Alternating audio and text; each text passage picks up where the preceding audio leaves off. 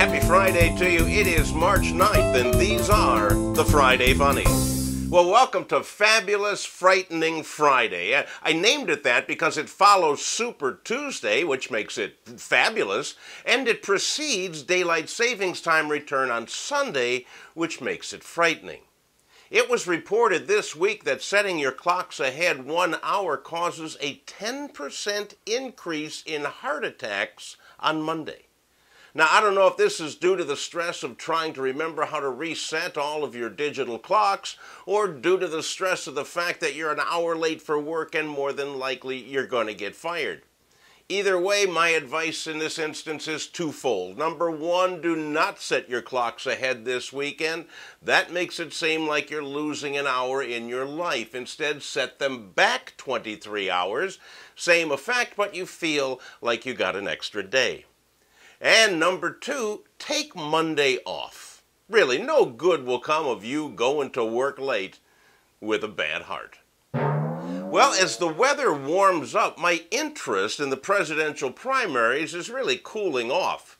Of all the candidates running, none of them has me excited about voting for them, and I think the Republicans need a new horse in the race. They need somebody who is exciting.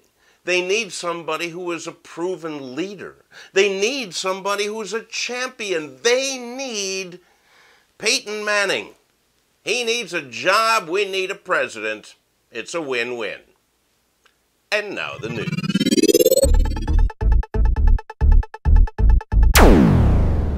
Douglas Cutney is a 67-year-old man from Key West, Florida, and he has a pet bird that he likes to take to the beach with him to watch the sunset. Well, on a recent outing, Cutney got into an argument with his bird, and according to onlookers, he was, and I quote, striking the bird, ripping out its feathers, flipping the bird and squeezing it, and attempting to sit on the bird, end quote. Well, we'll ignore the obvious reference to flipping the bird and focus on the fact that Cutney sat on his pet. And that is what prompted this week's winning headline from the Palm Beach Post, huh? Key West man accused of sitting on his cockatoo. Nothing more really needs to be said.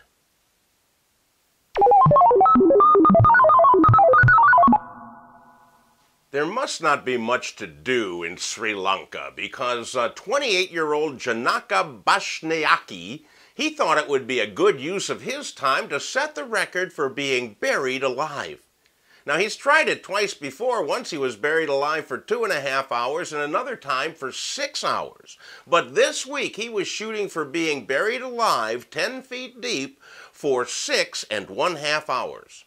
Now, he got his family and friends to help out with the burying, and when they dug him up 6.5 hours later, he was dead. You know, the good news, if there is any, is that since the exact time of death cannot be determined, Janaka's family is claiming that he broke the record.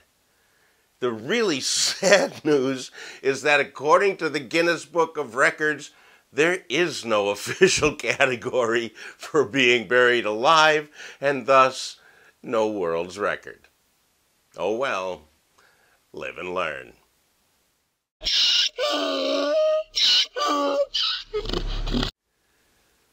Harmony is a 3-year-old girl in Harford County, Maryland, and her parents are separated, but they both showed up at Chuck E. Cheese for a big party.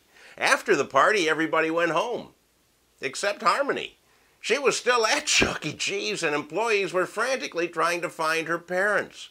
Finally, they called the sheriff, and he called Child Protective Services and the media, and Harmony's story was broadcast on the 11 o'clock news, where it was seen by her father and her mother in their separate homes. Each thought that Harmony went home with the other parent, and that's what I call good communication skills at work.